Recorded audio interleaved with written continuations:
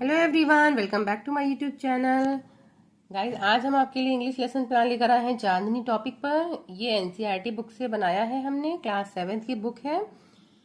Guys, lesson plan बनाते समय बहुत सी बातों का ध्यान रखा जाता है और बहुत ही ज़्यादा ज़रूरी एक पॉइंट है कि लेसन प्लान बनाना हमें क्यों होता है और हमें लेसन प्लान के आगे क्या क्या ज़रूरत पड़ती है। ये सभी बातें हम आपको वीडियो के एंड में बताएंगे।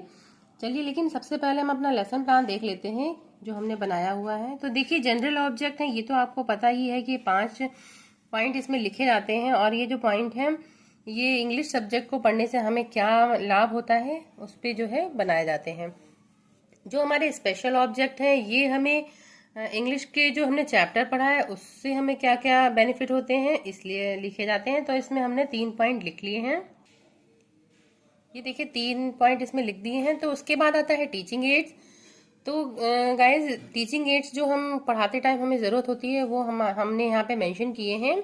और ये टीचिंग जो एड्स हैं ये हम आपको साथ में लेकर जाने होते हैं जब आपकी टीचिंग लगती है, जब आपकी फाइनल टीचिंग होती है, एग्जामिनर आते हैं, तो आप ये सारे जो चीज़ें हैं अपने साथ लेकर जाइएगा। चार्ट पेपर यहाँ पे इसलिए लिखा है कि आप चार्ट पेपर पे टीएलएम बनाएंगे तो आपको वो भी साथ में ले जाना पड़ेगा, इससे इम्प्रेशन आपका अच्छा पड़ेगा।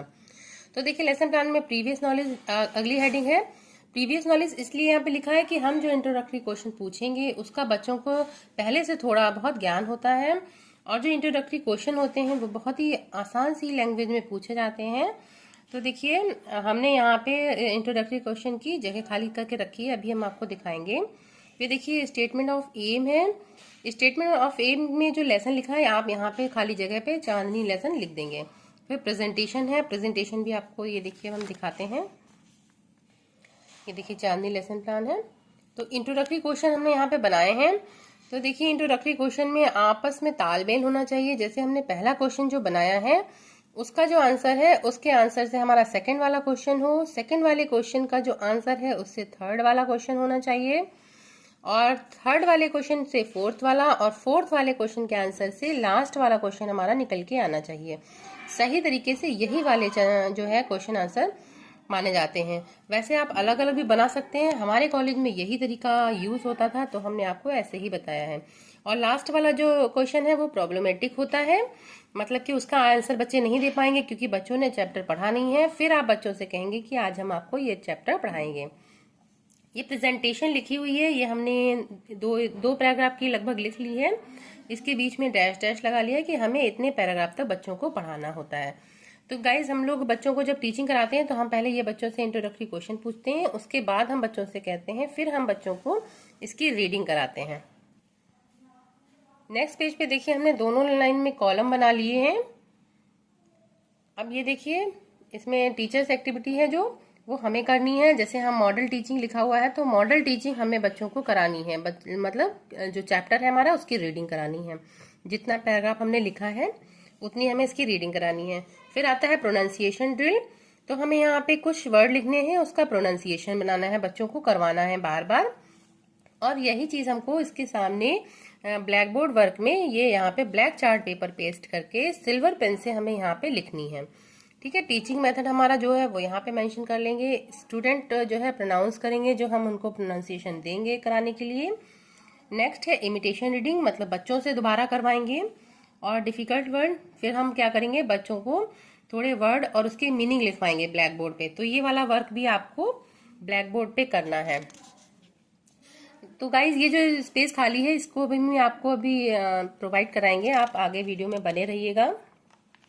देखिए, नेक्स्ट पेज पे भी हमने इसी तरीके से कॉलम फिर से बना लिए हैं और यहाँ जो सेकंड वाली जगह खाली है यहाँ पे वर्ड मीनिंग लिखेंगे।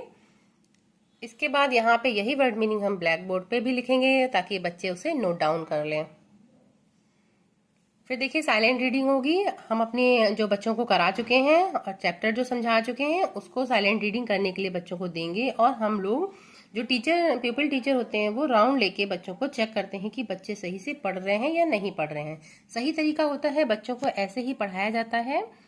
उसके बाद जब बच्चे पढ़ लेते हैं, उनको टाइम उनका पूरा हो जाता है, फिर हम उनसे कॉम्प्रिहेंसिव क्वेश्चन पूछते हैं। कॉम्प्रिहेंसिव क्वेश्चन जो है हमने जो पैराग्राफ पढ़ाया है बच्चों को उन्हीं में से सिलेक्ट करके 4-5 बच्चों से पूछ लिए जाते हैं।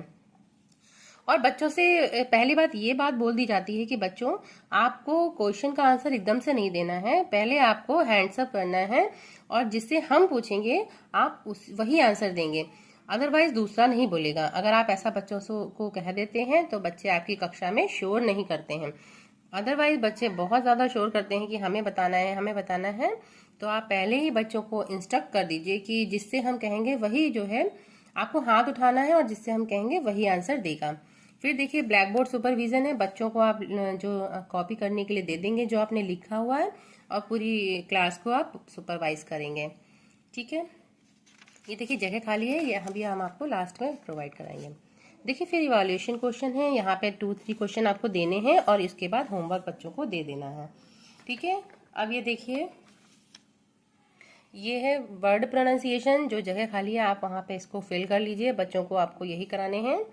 फिर है ये वर्ड मीनिंग, वर्ड मीनिंग बच्चों को आपको अच्छे से समझाना है और ब्लैक बोर्ड पे भी पेस्ट करना है।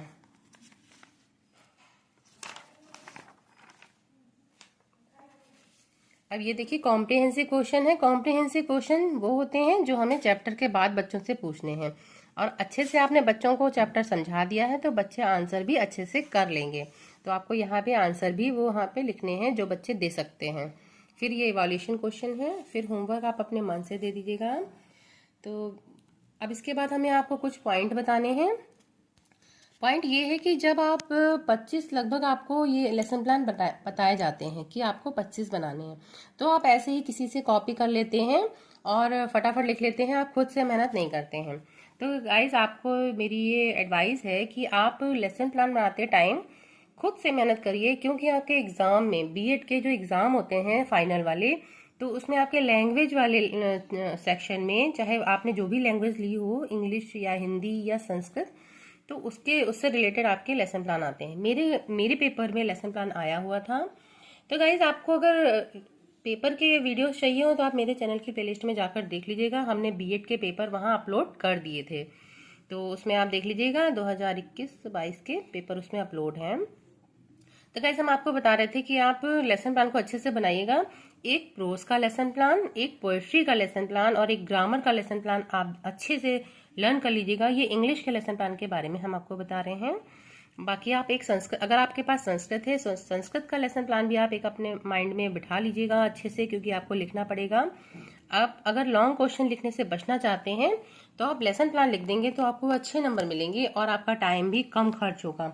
हमने तो लेसन प्लान बनाए थे, बहुत अच्छे से करे थे, तो हमने वहाँ पे हमें पता तो था नहीं, तो हमने वहाँ जो है एग्ज़ाम में अच्छे से लेसन प्लान लिख लिए थे। तो आपको हम गाइज पहले से बता रहे हैं कि आप अपने लेसन प्लान बनाइए और प्रिपेयर करके बीएड के एग्ज़ाम में ज़रूर जाइए, क्योंकि आपको देना पड़ सकता है।